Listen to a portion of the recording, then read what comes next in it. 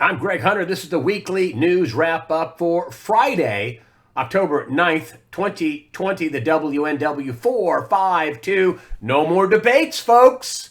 I didn't know we'd even get to the first one, and I was unsure we'd get to the second one. Well, it's official, because of the Presidential Debate Commission, which is a bunch of liberal hacks that hate Trump and hate America and are, part of the legacy media, where every time they have somebody as a moderator, there's a hack Trump hater like Susan Page, who was a little more clever about the bias that she showed. I mean, she'd ask Kamala a question, which was attack the Trump administration, and then she'd say, "Okay, now Pence, you need to defend the Trump administration."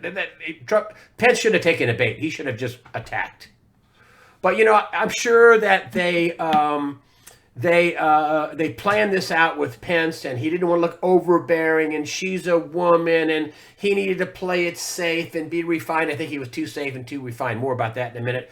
No more debates. They wanted to make it virtual for Joe Biden. Of course, the Trump administration said, you could have cheating involved in that. And listen, I think a lot of people are saying, and I think there must have been some cheating going on, at least with Wallace. It was 2-on-1, clearly. I mean, come on.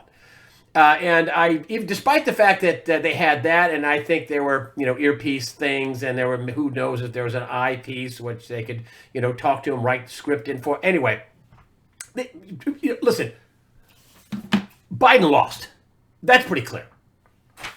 And the debates are always wanted by the person who's behind. Forget the phony polls. Biden knows he's behind. The Biden crew know he's behind. Otherwise, they wouldn't have had Biden. If he was up by 15 points, do you think they'd run the risk of Biden to debate Trump? No. So it's a one and done, folks. And here it is from the Trump-Pence, from the campaign, October 8th. This is their statement. I'm going to do something a little different. I'm going to read you the statement. President Trump won the first debate. This is talking about why they're not going to do another one. President Trump won the first debate despite a terrible and biased moderator in Chris Wallace. That's a fact. And everybody knows it. For the swamp creatures at the Presidential Debate Commission to now rush to Joe Biden's defense by unilaterally canceling an in-person debate is pathetic. That's not what debates are about or how they're done. Here are the facts. President Trump will have posted multiple negative tests prior to the debate. He's been cleared by his doctor, incidentally. Doctors, they've been cleared. He's out. He's done. He's cleared. He's COVID-free. So there's no need for this unilateral declaration. The safety of all involved can easily be achieved without canceling a chance for voters to see both candidates go head-to-head. We'll pass on this sad excuse to bail out Joe Biden and do a rally instead. Trump brought up the fact, he had an impromptu press conference. He talked about Regeneron and did his Operation Warp Speed, because they had a bunch of stuff in Warp Speed, not just one thing, multiple things. Was this part of Operation Warp Speed? Did Trump's policy save his bacon? He says he's going to put out Regeneron for everybody else to get it. I mean, and the Democrats he went in and 4 days later, he's COVID-free. 5 days later, the doctors are releasing him. That doesn't play with their fear factor. And so, they hate that. They hate it. And I'm telling you, it's pathetic, what they're doing. But in the second thing, I want to talk about the vice presidential debate. It's important because Kamala, if they did win, and I don't think they will, I think it's going to be a landslide for Trump. And I'll show you some more reasons why, and a big reason why. Picture's worth 1,000 words why. She would be president, and probably president within a few months, likely. Joe's not all there, and come on, everybody knows it. And so Pence didn't hurt the president. The beginning was a little lopsided because Susan Page started off with, here's a question for you to attack the Trump administration. Here's a question for you, Vice President Pence, to defend the Trump administration. So, Pence was back on his feet a little bit. I think he should have ignored the questions. Who is Susan Page to be able to dictate what Americans get to hear about? Who is this hack, non-journalist propaganda Susan Page, who did the biography, I believe, for Nancy Pelosi? Who's she? You don't have to listen to her questions. You can just start talking. But Kamala, listen, a lot of people on the right think, Pence trounced her. Well, not at first. I got to tell you, she went on the attack early and often. Mike Pence was, using some of his time to defend the White House because she just lied a lot. She lied a lot. I think I would have been more blunt, but I'm not Mike Pence. I would have gone on the attack more often. There was a couple of real positions where he could have done that. He scored some points with your plan for COVID. Sounds a lot like our plan. Of course, Joe Biden is used to plagiarizing things, or said something to that effect. He also said, about packing the court with a bunch of crazy Marxist liberals. At the end, he said, please let the record show she didn't answer the question. And, she did have this, I'm speaking. Like we have to treat a woman different in today's equality society. Listen, if women want to be in politics, more power to them. But you shouldn't have to dance around like, oh, he interrupted a woman. And that's what they were playing on with I'm speaking, supposedly have T-shirts out. I mean, this is what the left is thinking that they're going to, this is going to help them. Their little phrase, I'm speaking, which is some contrived little speak. I'm speaking. Well, she didn't answer anything. She didn't answer anything about social justice. She pushed her radical racism theory and, talked about Breonna Taylor. Of course, Pence should have said, bam, the boyfriend shot through the door. He caused this. He shot at the cops. He shot a cop, which is what caused this. And, no, this is not, something that's good. Nobody wants this. But if you listen, you're trying to make out like cops are running around the country, executing black people. That's just not, it's a myth. It's not true. It's way not true. And so, and he scored some points with the documents coming out and how they, basically made all this stuff up and how they've been attacking the president. It's totally bogus. I mean, he did good. He didn't hurt the president. And I don't think she helped Biden. She did. You can't help Biden when the only thing you can say is at the end of it, and you watch the liberals and saying, well, I think there was some mansplaining and she kept saying she had to keep saying, I'm speaking. I mean, that's going to win your election. No, stop. No, that's not going to win for you. And also too, I mean, listen. Pence, I think, was rehearsed, and they had a calculated plan, and he was going to be reserved and didn't want to run all over the women. But I wouldn't have done it that way. I'm sorry. You're in a fight with Marxists that want to destroy America and would line people up against the wall and murder them. I'm telling you, these are crazy people. These are violent, crazy people. I mean, they were basically cheering on the violent riots. I mean, Kamala supported the bail project where they're bailing out criminals and bailing out these rioters and other criminals, and while they were, getting out and committing other crimes. She's for that. Pence didn't bring that up. Pence didn't tag her for the violence around America. He should have tagged her for that. They also brought up China and our trade relations. You can't talk about China or our trade relations without first mentioning, hey, Hunter Biden went over on Air Force Two and bagged $1.5 billion. He didn't hit her on that either. I guess that was calculated. I guess they wanted to play it safe and be refined and vice presidential, whatever. I think he was too refined and played it too safe. I think he won. I don't think he hurt the president, but she scored some points on him. She had him on his heels for a while. And of course, it was subtly biased with Susan Page. And, a lot of times Susan Page was cutting off Pence because he basically went on the defensive and then he went on the attack too late in the 2 minutes and she cut him off, gave him the perfect excuse. But I would have punched harder. I would have told him to punch harder. And I would have brought out her that she was for this violence and she's part of the bailout project. She was encouraging bailing out criminals and, not having any bail, not having a no bail policy for criminals across America, to defunding the police. They're dang right they were defunding the police. They were demoralizing the police. Anyway. Thank goodness people don't pick a president or a vice presidential candidate, but I don't think Kamala helped Biden, and black people hate her. She put away more black people for petty crimes like marijuana, and then she joked about it on a radio show. Black people hate her. She had one of the lowest support ratios for black people in the presidential Democrat primaries. Bernie and Elizabeth Warren and Pete Buttigieg and Biden all blew her out for black support. She got the least of the top five. So and the other thing that they know they are losing minorities. They know they are losing black people that are tired of being patted on the head and given a cookie. They know they're losing it. That's why they have to keep up with this racism, with this, America is systemically racist, because they know they're losing voters. It certainly wasn't that racist during the Obama administration. You didn't hear about critical race theory, which is a huge lie. Whatever happened to, I dream of a day we'll judge a man by we won't judge a man by the color of his skin, but by the quality of his character. Something like that. Martin Luther King, remember that?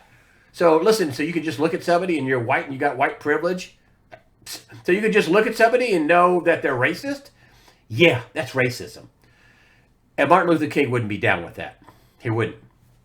But you gotta look at they're not doing well. I mean, you look at this. This is a couple of days ago. This is the Biden campaign start with Kamala. What do you notice about this picture? There's nobody there. They got this monster van that they're driving around with. They got a big auditorium, and there's 8 people there? I mean, they're not getting any kind of a turnout. Hold on, let's see if we get it focused. There we go. Go on. They're not really getting any kind of a turnout, folks. There's nobody here. Biden's supposed to be up by 13, 14% or 12% or, he's supposed to be up by double digits. Stop it. And then that things are getting desperate. And I have a theory about why. I think it's a pretty good theory. And it's this with Pelosi now, so that she's going to take another run at the president. Congress will discuss the rules for Trump's removal under the 25th Amendment because he's not able to be the president. You got to be kidding me, because this COVID thing. President Trump is, quote, disassociation from reality and in an altered state. This is according to Pelosi. Trump says Crazy Nancy is the one who should be under observation. They don't call her crazy for nothing. I mean, this isn't going to work. I mean, what? His doctors have cleared him. He's cured. He's ready for the debates. They've canceled him. Biden needs another debate, but they got to have the ability to help him. And that's the problem with Biden. So, end of debates. But so why are the Democrats why are they so desperate? I mean, Pelosi trying this 25th Amendment, so now you're going to try this? You've tried a phony impeachment. You tried the phony Mueller investigation. Folks, from the very beginning, remember I told you about this whole coup thing? It was illegitimately impaneled. Mueller investigation was illegitimately impaneled. Of course, Jeff Sessions, I'm recusing myself. He allowed this to happen. That they made it up. They made it up. And these declassifications, let me just give you the big 1 or 2 line punchline for what it means. They made it up, and this proves it. And in Brennan's own handwriting, some of these notes have been released that he's informing Obama and saying it's Hillary's idea to do this to distract people from her private server. Remember what I used to say about the private server? You think, oh, just a private server. You know that there were emails with Obama talking to her on this private server. You know that the emails in real time were being sent to the communist Chinese in China. You know that there's a guy in Iran who was an asset for the United States for the intel services that went through this server that the Iranians found out about because of her unprotected server, and they hung him. Secretary of State is a linchpin position. It's more important in many ways than any other job other than the president in the administration. I mean, the Secretary of State deals with 75 people around the world. They have embassies in friendly and not so friendly countries. She deals with leaders that are allies and leaders that are adversaries. She, in this case, Hillary Clinton, she deals with the Pentagon, the CIA. She deals with the White House. I mean, linchpin. And she had a private server. And what have I been telling you about this private server? Why would they want to distract people from just a private server? She had a private server to hide the fact she was taking treasonous bribes to her global charity fraud, the Clinton Foundation. Now there's some Army report out that was out a few years ago saying that Hillary Clinton was responsible for transferring high-tech, supersonic, hypersonic missile technology to the Russians. And what do they have all now? Hypersonic missiles they're showing off. I mean, this is unbelievable treason. And now the declassification shows that FBI knew full well the dossier that was paid for by Hillary Clinton, who took over the DNC, paid for by her, was totally fake, totally bogus. And they used it for spy warrants. They, in part, used it for this Mueller investigation. They used it to spy on the Trump campaign and the beginnings of the Trump administration. I mean, everybody knew it was a hoax. They made it up. And the declass documents prove it. And they're afraid. They're afraid. They're all going to jail. I know people say, oh, nobody's going to go to jail. Oh, no. I think the cases are so huge. The deal is so monstrous that if they, after Jeff Sessions tied up, the Department of Justice and everybody else with the stupid Mueller investigation, for 2 years, that by the time Durham got in there, 4, 5, 6 months to kind of figure out what he had and the case he had and really to run everything down. And then what? You're going to go ahead and try to start indicting people and try to get these cases done before this election? Of course, the Democrats would say, the president, as I've said before, is using his presidential executive powers to politically torment and go after his political adversaries. I mean, this is off the charts, never happened before in United States history. And those idiots, Woodward and Bernstein, which have been flaks for the Democrats, missed the biggest story of their lives, and it proves Watergate was a squirt gun fight. Give back your Pulitzers. So they are freaking out, which is why back to Pelosi's going to take another run at Trump and say, we want to remove him under the 25th Amendment. That ain't going to happen. Ain't going to happen.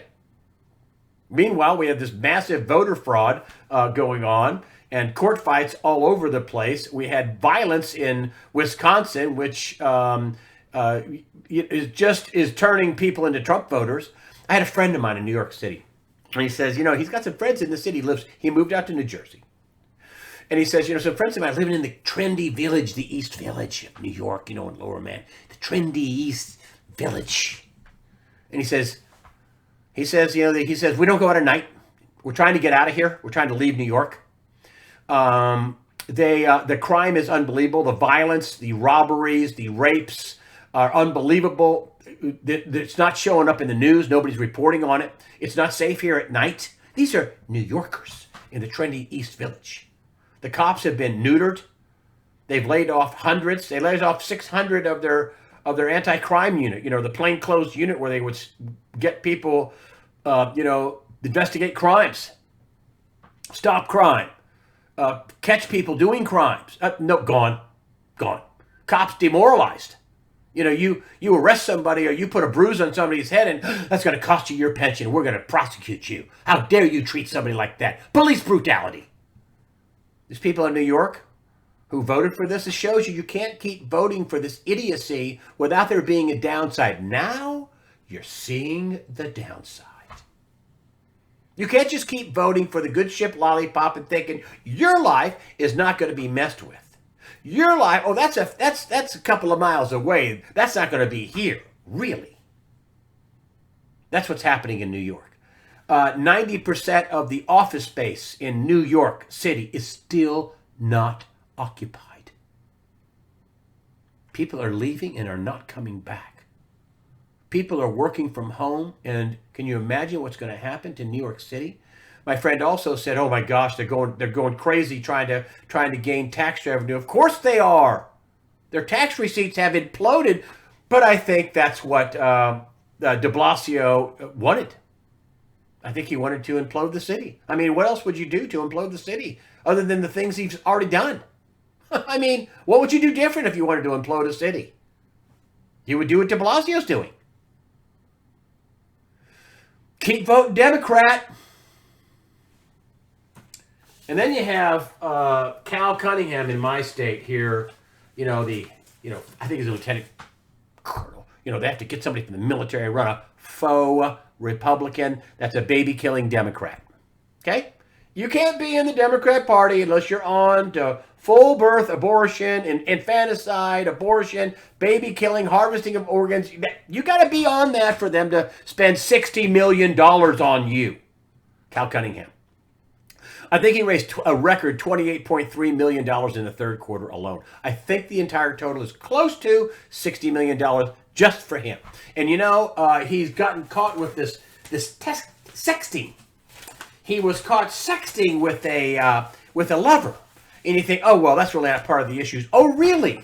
Well, I've been sitting here watching these commercials about trust Cal. Cal, trust him. Oh, Tillis bad. I don't really much care for Tillis, but he's a heck of a lot better than the communist baby killers of the Democrat Party. But trust Cal. Oh, this is an issue. The texting, his girlfriend, I'm mad at he's not writing me back. I'm not going to show you all the text. I got naked pictures of him. I want to turn him over to his campaign rival, Tillis. I'm kind of creepy me spending the house and basically banging him for a week in his marital bed.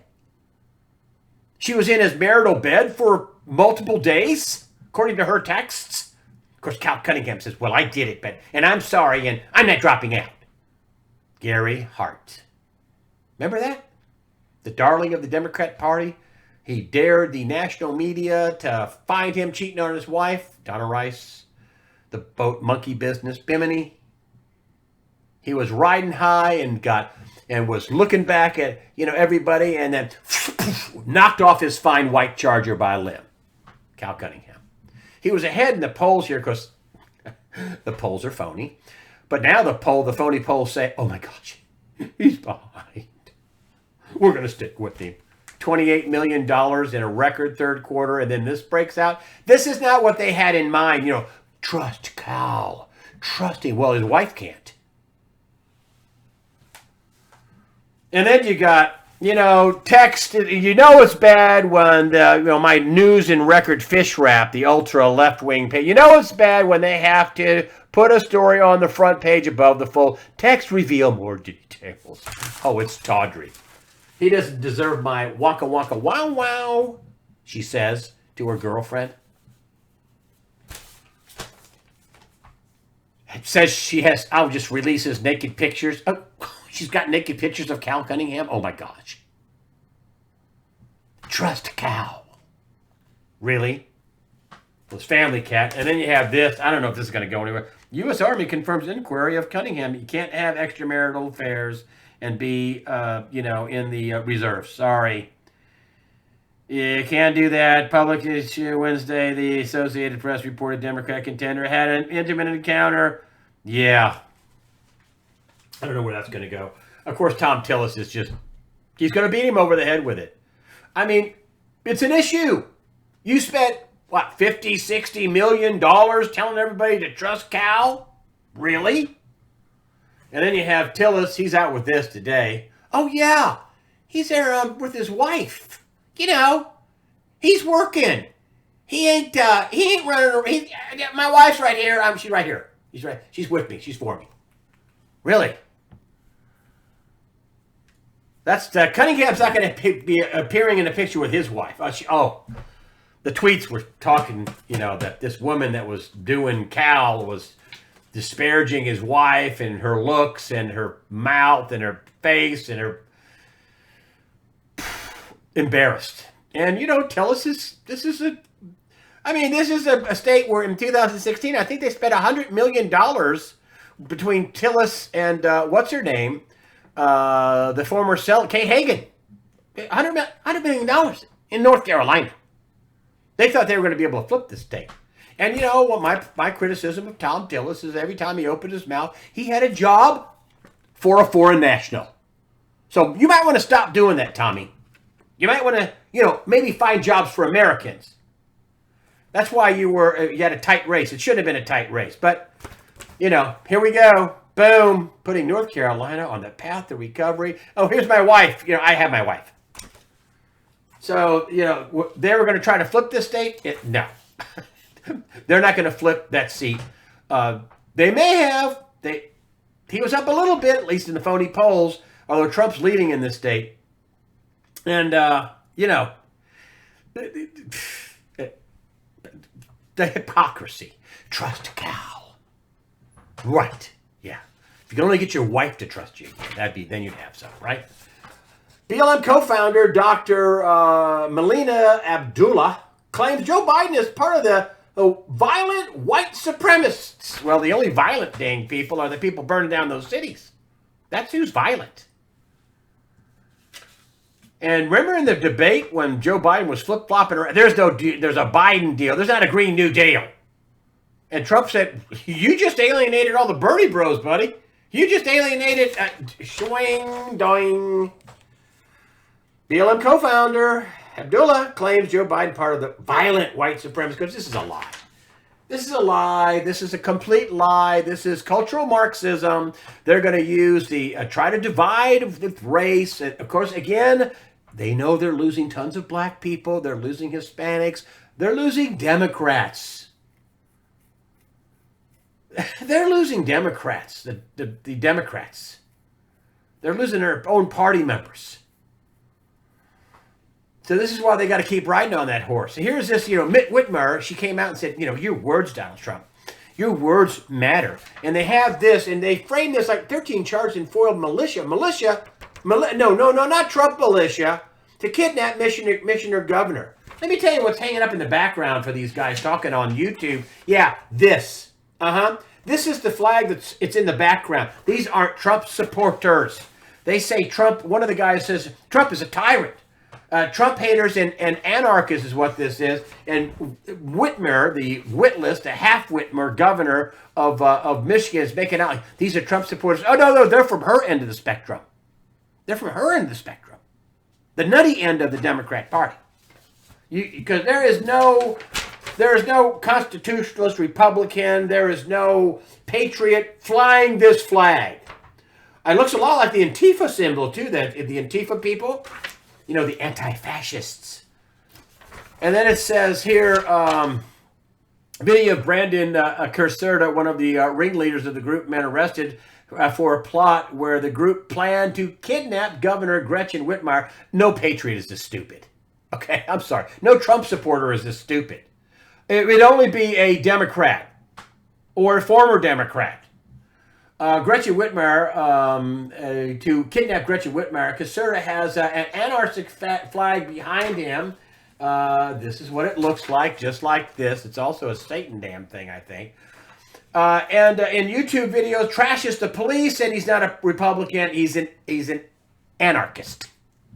He's on their political end, the Democrats' political end. This is what's in the background. So Whitmer totally misframed this.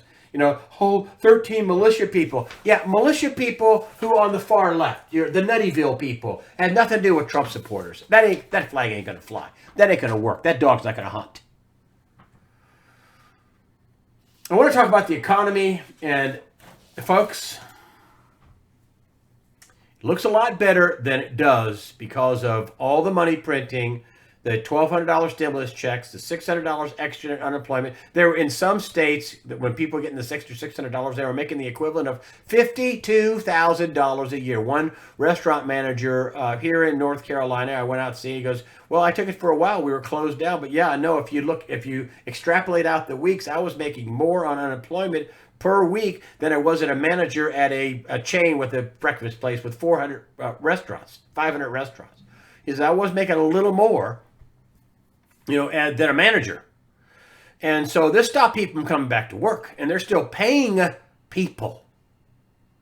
And then you have this where people are paying the rents, people are paying the utilities. Here we have this summary of state utility shutoff moratoriums due to COVID-19. This is from NEDA, which is the National Energy Association Assistance Directors Association, National Energy Assistance Directors Association, and they're talking about 32 million people may lose protection from utility shutoffs during the month of October. So water, gas, electric, click, click, click, you stop paying. I mean, there's been a moratorium on this. Also a moratorium on rents. And this is from commercial people who decided not to pay their rents to all kinds of people who have mortgages, who had rents, that this got put on hold. They wouldn't want to put people in the street. I get that. I'm sure there are a lot of people who didn't save their money and could have paid rent and decided, wow, I don't have to pay? I'm not paying. You know what? Put it on the man. Hey, at some point, somebody's got to pay the taxes, the upkeep. Somebody has to pay. Somebody has to pay. And then you're getting this. Landlords sue state, county, local operators over rent eviction measures. This is actually out the 15th of September. This is working its way through the court. You know what they say? It's unconstitutional. Somebody who has a government job, incidentally, who gets a government paycheck, can't unilaterally say, we're not going to have any more mortgage payments or rent payments for 90 days, 120 days, 6 years, forever. I mean, you can't change a contract because of COVID. There's nothing in the Constitution that says, you can void all contracts. Nobody has to pay anything. That's covering the severity of what's going on. I'm telling you this not to be a prophet of doom and gloom. These are the numbers. This is my analysis. It's going to stop. The moratoriums are going to stop. Remember Martin Armstrong? He says that wealth of information. I consult in the EU. Okay, all ears, and he said they're scared to death over there about this. Well, so are they over here. This is going to have to stop. People are going to have to pay rents. People are going to have to pay their mortgages. People are going to have to pay their utilities. I mean, they're scared to death that this moratorium is going to stop. And where are people going to be? In the streets? In a tent? Taking a bath out of a stream? Out of a faucet on the side of a building? This has been covered over. Not to look as bad as it is. I'm sure if Donald Trump gets in office, he's going to cut taxes and try to get people to start businesses and hire people. That's what happens in that cycle. You cut taxes, you pour it all towards investment, everything gets written off, boom, and you start employing people and bring the economy back. That's what Reagan did. He boomed the economy in the 80s. Carter funked it. Reagan boomed it. Now, we did get more debt. We tripled our debt, went from $900 billion to $3 trillion by the time Reagan left office. But he got the economy going. And, we just never seem to take the overage and pay down the debt. We just never do. And that's why I'm saying that, listen, this is going to get bad. We're not going to be able to service the debt. There's going to be some sort of default, either by inflation or outright default or both. Please don't stop preparing. Please. And then we have the latest unemployment figures. And this is dire, folks. This is unemployment in the Great Depression reached almost 25%. Okay? According to John Williams, we're at around 30% right now if you did it the way Bureau of Labor Statistics did it in 94 and earlier. Okay? 28%. I think it's 28%. And here we have again, and the clapping has stopped with, it's under 1 million, 840,000 filed for new claims. This is the latest week, which was last week. This is more than 60 million people have filed for unemployment since the end of February. Here's what it looks like on the chart. We're cruising along, the Trump economy, it's going great, it's going good, it's going good, it's going, oh man, going good, going good, going good, good. Boing, on COVID. Ding. I mean, and then, is it come down? Yeah, but it's still big. It's still, look at where we were down here, okay? Let's do this backwards, I'm sorry. Look at where we were down here, all right? And then look at where we went up to, and then, are we doing better? Yes, but we're still off the charts. We're orders of magnitude higher than we were back in December of 19, January of 20, most of February. It's unbelievable. So, I'm just telling you, we're headed for rough seas in 2021.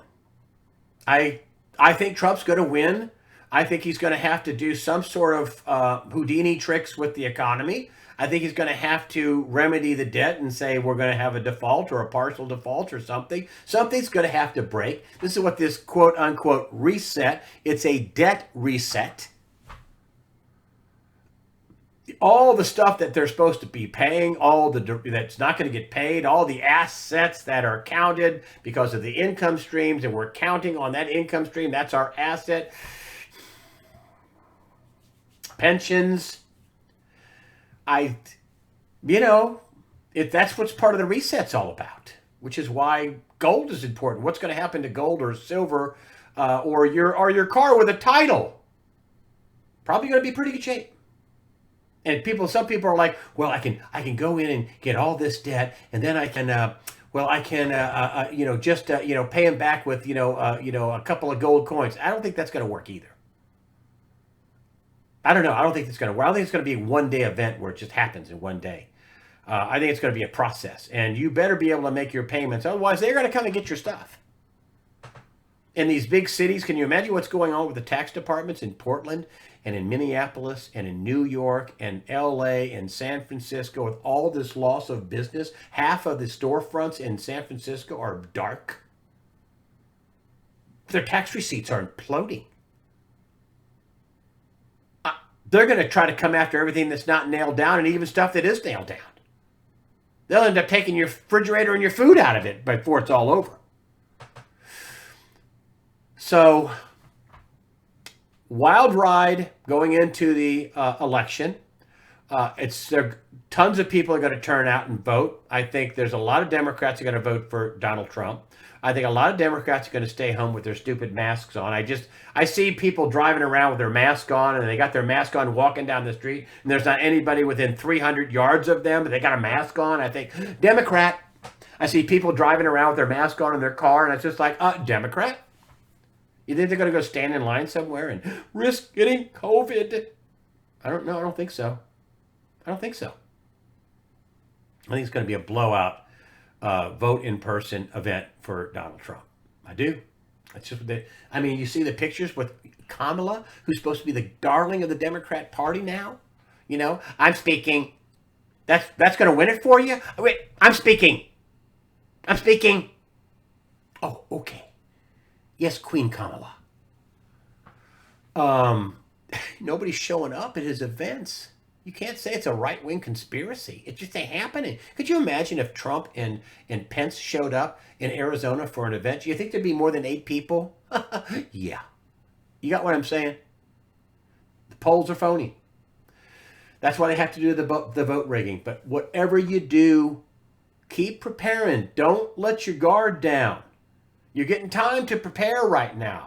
The funny money's still going on. The president has, $1.8 trillion in the treasury. He's going to keep unemployment going, although at a lower rate. He's going to try to do everything he can with that money before the election. It's going to happen. And then going into the next year, if he wins the Congress, they only have to win, one Republican was saying, we don't have to win 20 seats to flip the House. And I don't think they're going to flip the Senate. I don't. Especially with this Cal Cunningham debacle. They weren't planning on spending 50 or 60 million. They raised 28 million in the last 3 months. The third quarter, this isn't what they wanted. Texting, I got naked pictures of Cal. Cal doesn't deserve my, thing. I'm going to just, go look up the Cal text. I don't know how he gets out of that. And of course, Tillis is going to beat him over the head with it. You spent 60 million bucks. Tell us how trustworthy you were. Anyway, thank you for supporting USAWatchdog.com with your donations and your comments. I got some of the smartest people on the YouTube channel and USAWatchdog.com. And just always know this, okay? If I get deplatformed, and so far I don't think I am, but you never can tell. If I do, I'll always be on USAWatchdog.com. Some people say, well, YouTube isn't sending out my notifications. Yes, they do that. They unsubscribe people. So you'll have to keep resubscribing. That's the game they play. Why? I don't know. But but you can always find me on USAWatchdog.com, which is why I spent so much time and effort on developing the site, because it was the platform, that the only thing I owned. I don't own Twitter. I don't own Facebook. I don't own Instagram. I don't own YouTube. I don't own any of that stuff, but I do own USAWatchdog.com. And there I will always be. Thank you again for supporting USAWatchdog.com. And remember, fear not. Prepare yourself mentally, physically, and above all, spiritually. Fear not. God the Father, His Son, Jesus Christ, and the Holy Spirit are all firmly in control. Just look it up in Matthew 28:18. Thanks again for supporting USAWatchdog.com. God bless.